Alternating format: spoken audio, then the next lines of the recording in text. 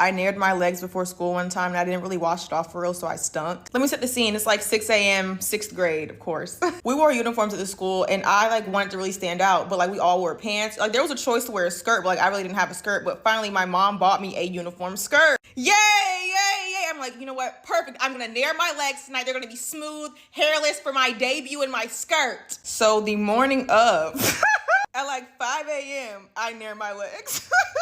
Mind you, the bus leaves at like 6 a.m. because it's like a charter school, whatever. So I nared my legs like right before I left for school. And I hop in the car. My dad's like, he's like, did you use a nair? I'm like, yeah, I did. And he just left it at that. He was like, okay. So I hop on the bus. Mind you, my crush, his name was Ryan, actually. I can say that. I was like, perfect. I'm going to sit next to Ryan, you know, legs smooth, having a little skirt. He's going to think I'm cute. As I'm walking down the bus aisle, heads are turning. I get to my seat with my crush. I sit down. He's like, ew. He literally goes, ew, you stink. I'm like, no, like,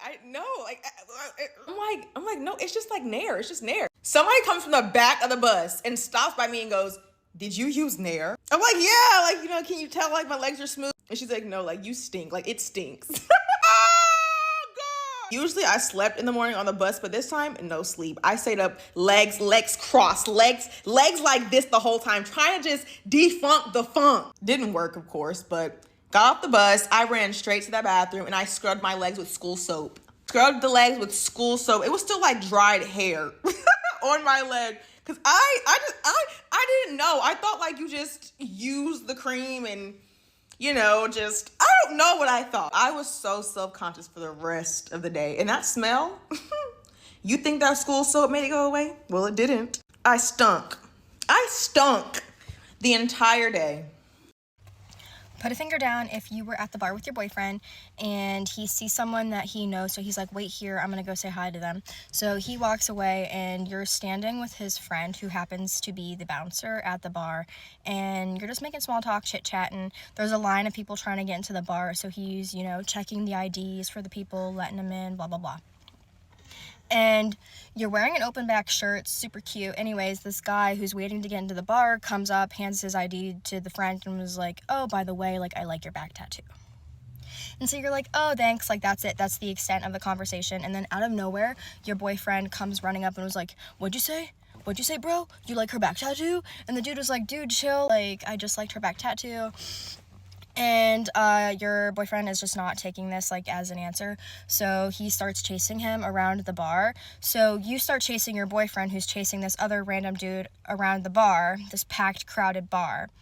And then he chases him into the men's bathroom. So then you're standing outside of the men's bathroom and you're like, what's going on? Like, am I even allowed to go in there?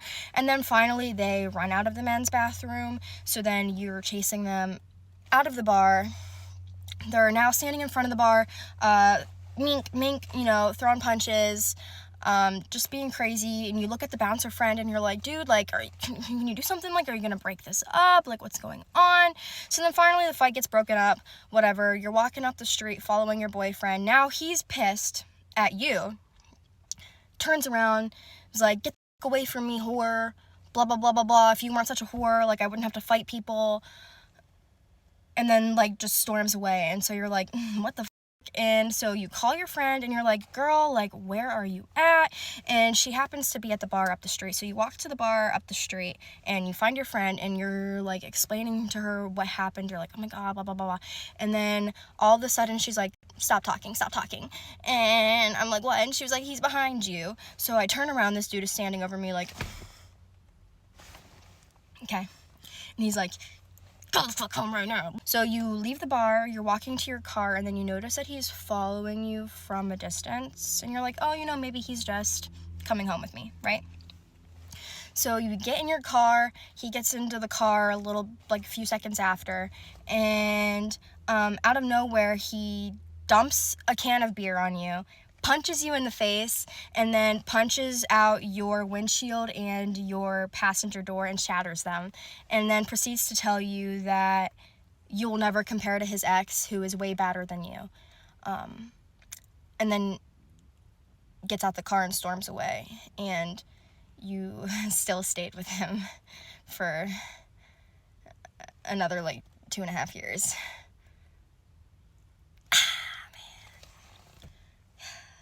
story time on how I caught my ex cheating.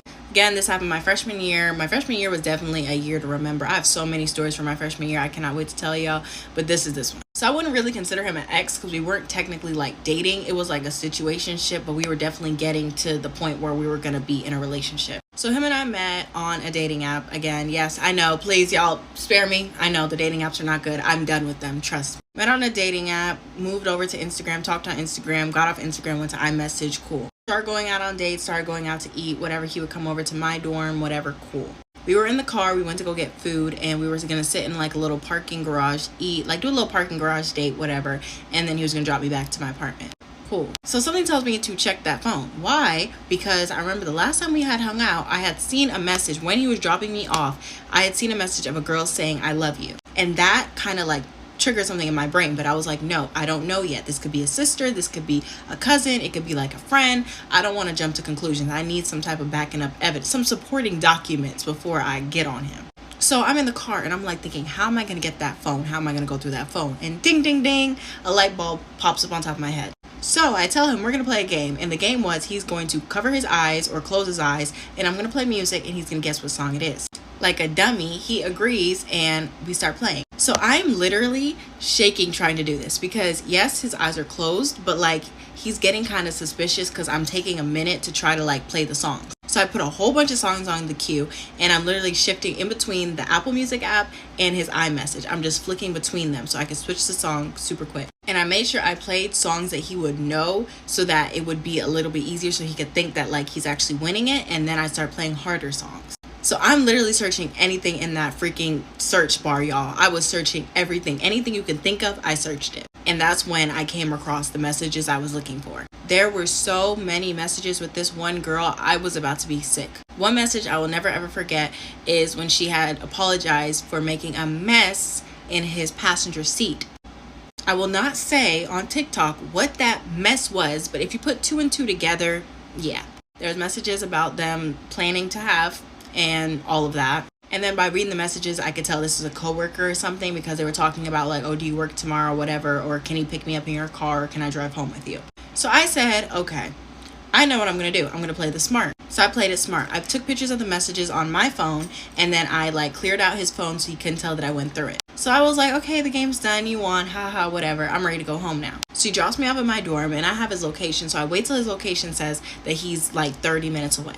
And then I send him all of the screenshots and I tell him, do not speak to me again. And the message bubble started coming up and he was just texting a whole bunch of stuff trying to explain himself. I wasn't trying to hear it because I think the most disrespectful part of all of that was the fact that I was sitting in the same seat that she did in. Yeah. So yeah, that was that.